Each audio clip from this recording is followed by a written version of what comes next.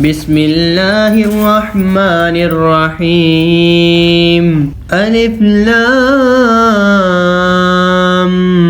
ميم الله لا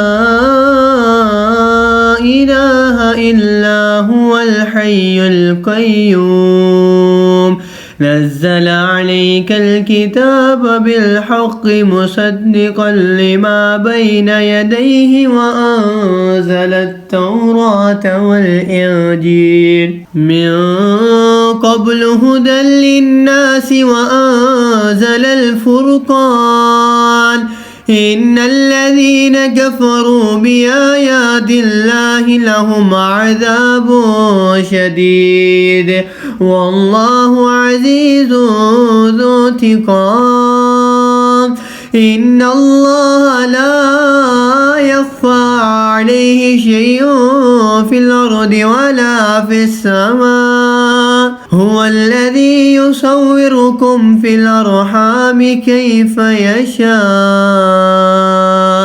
لا إله إلا هو العزيز الحكيم هو الذي أنزل عليك الكتاب منه آيات محكمات هن أم الكتاب وأخر متشابهات فأما الذين في قلوبهم زيغ فيتبعون ما تشابه منه ابتغاء الفتنة وابتغاء تأويله وما يعلم تأويله إلا الله والراسخون في العلم يقولون آمنا به كل من عند ربنا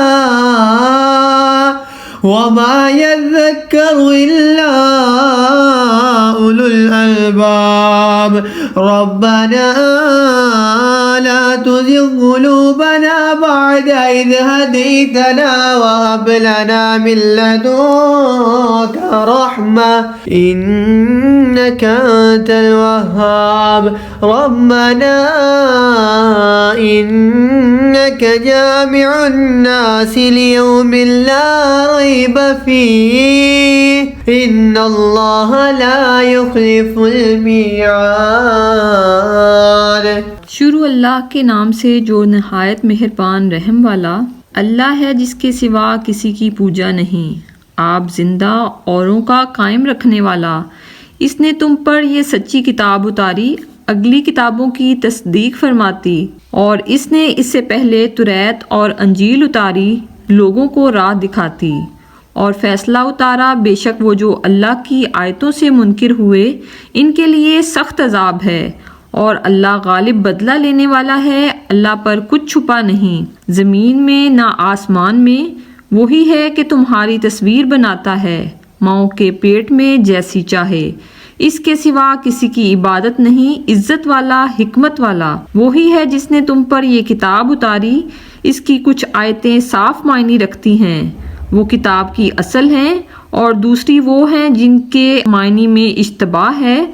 वो जिनके दिलों में कजी है वो इश्तबाह वाली के पीछे पड़ते हैं, गुमराही चाहने और इसका पहलू ढूंढने को। और इसका ठीक पहलू अल्लाह ही को मालूम है। और पुख्ता इल्म वाले कहते हैं हम इस पर ईमान लाए, सब हमारे रब के पास से है। और नसीहत नहीं मानते मगर अक्ल वाले।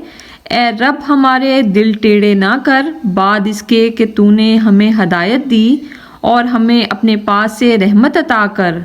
बेशक तू है बड़ा देने वाला।